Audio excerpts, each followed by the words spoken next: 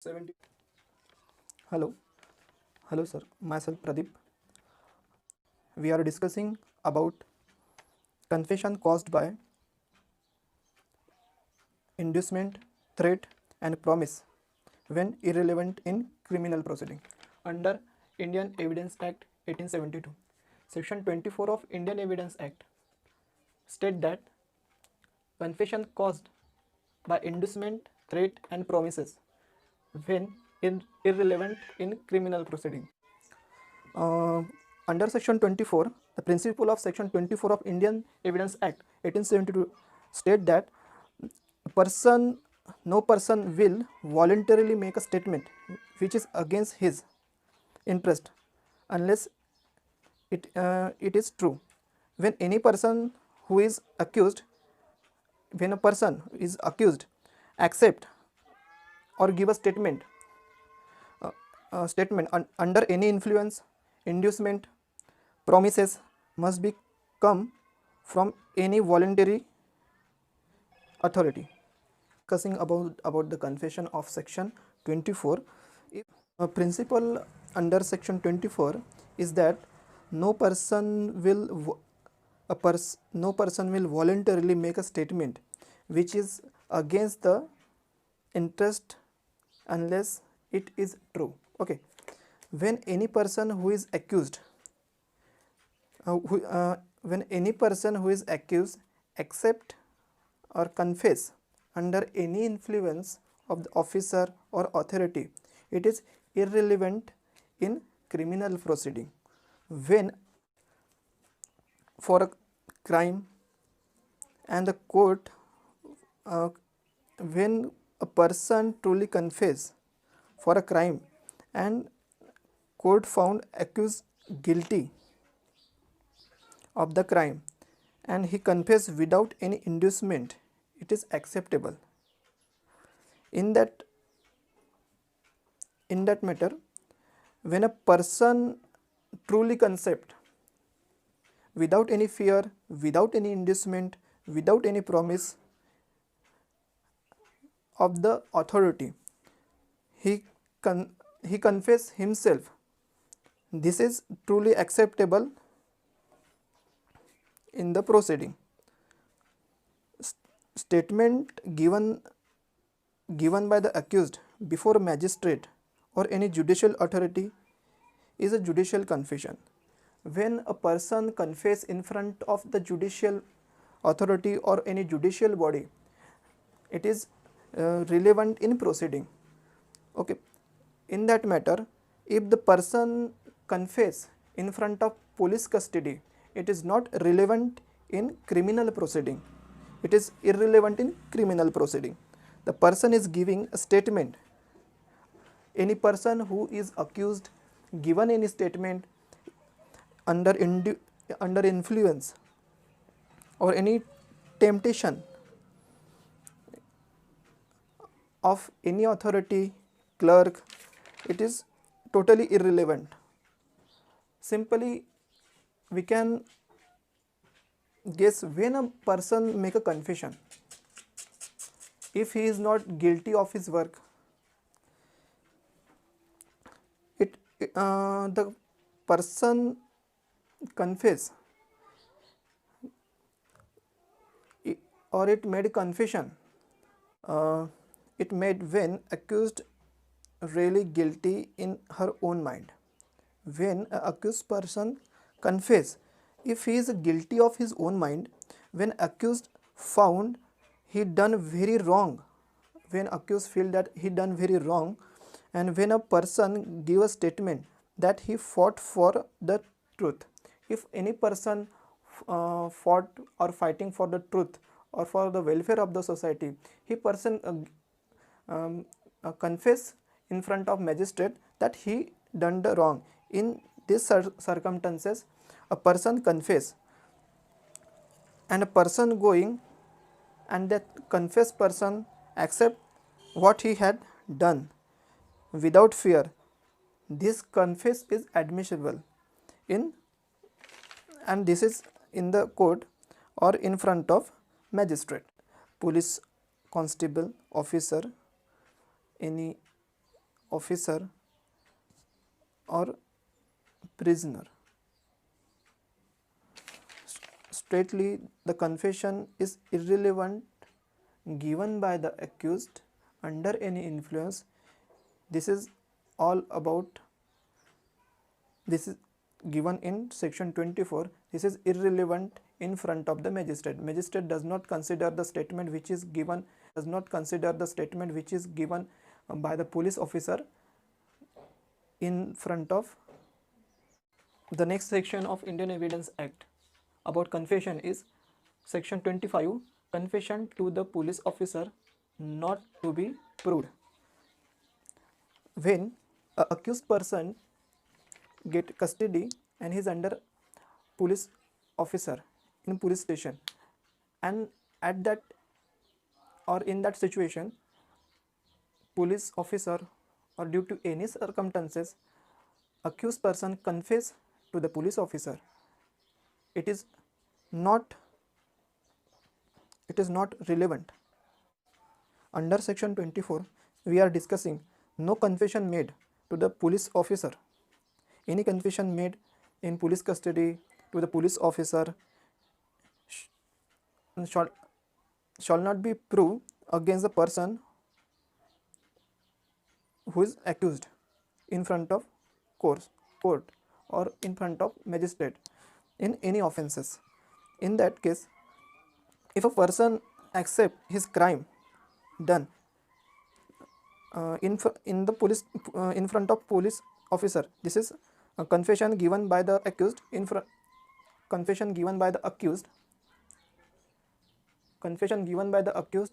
of police. This is not a proof, because this is not proof for the magistrate against the accused, because in that case, when in which the question arises in front of magistrate, in which circumstances the accused was kept, and in which circumstances the accused is, how the accused was treated, in which what degree was applied to that accused, so in which burden pressure the accused give the statement or confession. So the in front of magistrate, such a confession which was given by the accused to the police officer, it is not a confession. This is section 25 state. Confession made in the police custody does not acceptable by the magistrate against the accused. It is very serious matter, so the court observe it is very seriously. So it is not admissible that confession made by the accused in front of officer. This is all about section 25. Then we are going to the next section, section 26. In section 26, confession by accused while in a custody of police not to be proved against him. In that, confession by the accused while in a custody of a police officer not to be proved against him. Any confession made by the accused in the custody of police, the confession should be made under any influence, threat, or any torturing. So the confession, it is not considered in front of the magistrate. This confession doesn't prove that the accused was guilty. If any person confess in front of the police or in the custody, that he confessed is not provable against accused. In section 26, we observe in section 25, the confession in front of police it is not admissible. The police can use another way. Police also can use another way. For example, consider a person in the police custody. His and he treated with third degree, and the under section 25 we state that the confession in front of confession by police under section 26 we know the confession by accused while in a custody of a police not to be proved against him. When any person in the custody of the police officer, he should be treated with third degree. In section 25 we discuss that any confession made in front of police, okay, it is not acceptable. In such a manner, police give third degree to the accused person, and any third party come to the accused and confess, and third party confess that the accused is guilty. So it is not proven, and the confession is given to the third party by the accused. It is not also relevant, because confession in the custody, it is not admissible. Any confession given by the accused in the custody, it is not admissible. Police custody means when a person under police surveillance. Police custody means when a police custody means when a person under a police surveillance. Custody means not exactly jail, but he will be free in front of the person is free, but in control of the police. For example, we take an example. If any person in hospital, police constable, police persons are surrounded and continuously watching the accused. Section 27 state that how much of information received from accused may be proved, provided that when any fact is disposed to as discovered in consequences of information received from the person accused of any offense in the custody of a police officer, so much of information, whether it is amount to a confession or not, as relates distinctly to the fact thereby discovered, may be proved. In section 27, when any fact disposed to discover a consequences of information received from a person accused of any offense in the custody of a police, so much information, whether it is amount to confess or not, as relates distinctly to fact thereby discovered by the people. 7. When a person in a police custody confess to the officer that I stabbed X with my knife, I threw my knife in well of my house. Out of this statement, the first part, I stabbed X with my knife, is admissible. Is inadmissible, where the second part, I threw my knife in well of my house, it is admissible. In this example, we are going to discuss B have knowledge of the that crime. 27 we are going to understand by the example. When a person A stabbed to B with a knife, he confessed that the knife in the well of his house of A. Out of this statement, A has the knowledge of that criminals. When a police officer get that knife from the house of A in the well, this is state that B A have the knowledge. A have the knowledge, but this is not an police officer examine the evidence which available or circumstance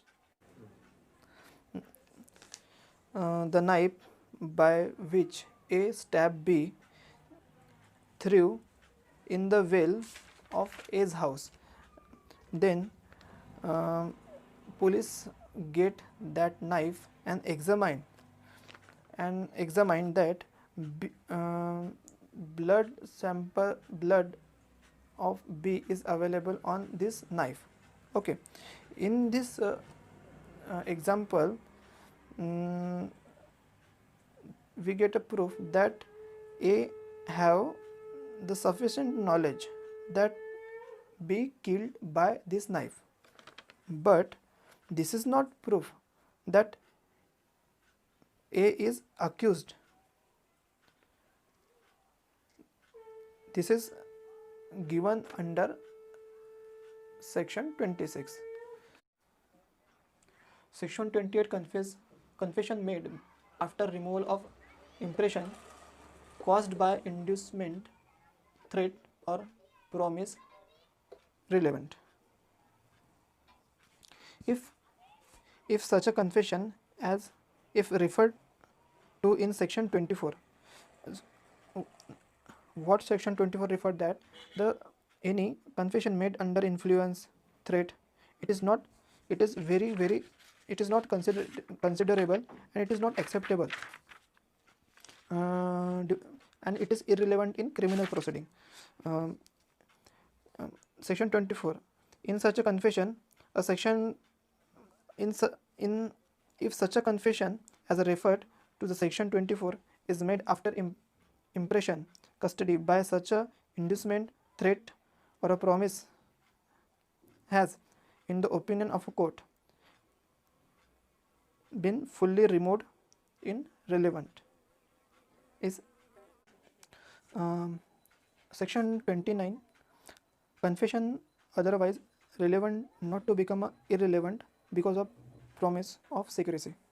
In such a confession it is otherwise relevant, it does not become irrelevant merely because it was made under a promise of secrecy or in consequences of deception practiced or on the accused person for the purpose of obtaining it, or when he was drunk, or become it was made in the answer to question which he need not have answered, whatever may have been the form of those questions, or because he was not wanted, that he was not born to make such a confession, and that evidence of it might be given against him.